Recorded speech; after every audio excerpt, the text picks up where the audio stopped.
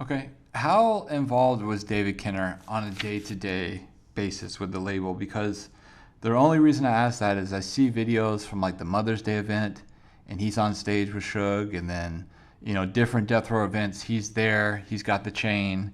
How involved in a company matter day to day was David Kinner with Death Row? He was shook. As far as the business wise, he was shook. He was the one that was sitting in there advising Suge and even Reggie later on. This is how you come at Jimmy. This is what you need to tell Brian. This is what you should do. He was the one that's having his office or hiring the attorneys to deal with corrupt situation. He was the one he the one that brought in Don Ray, Johnny Cochran and all of them on Snoop case.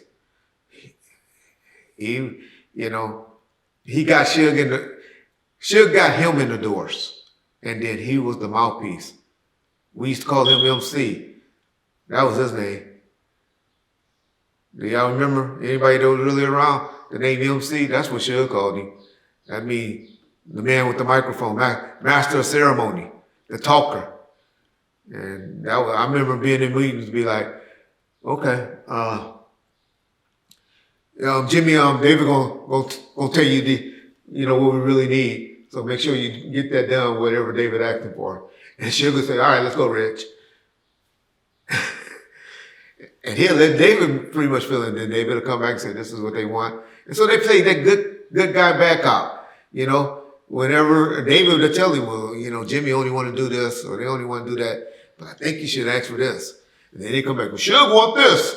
Suge say, well, we got to do it this way or we ain't going to do it. David Kinner office was somebody named Penny. Y'all remember Penny, the people that was out there that worked at David Kinner's office? I forget the other young lady, but it was somebody higher than Penny that we used to have to call. That's who we sent our invoices to. And then they the one to process it and send it over to our girl Lisa Romero. Yeah, I've heard that name. Lisa Romero was the person that worked for Steve Cantrop. Penny and Lisa were the ones that you really had the relationships with. Those were my girls. Those are the ones I talked to. But those are the ones that made it happen.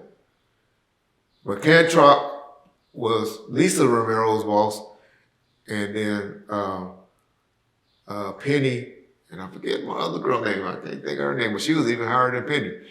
Those were David Kinner bosses.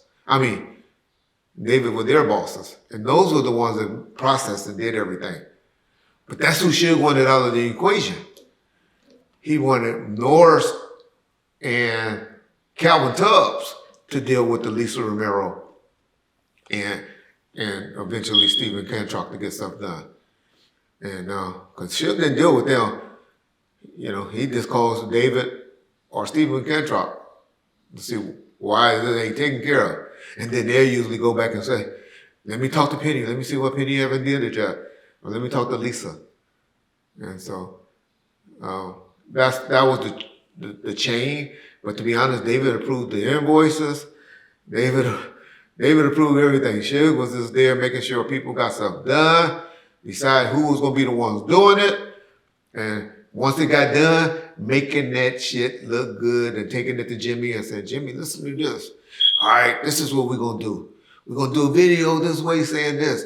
We're going to do, after he talked to his people, I'm not saying he was the one that created the videos and stuff, but he was the one that sold it and told them how much he needed. That video going to cost us about $300,000. But we're going to do this, do that.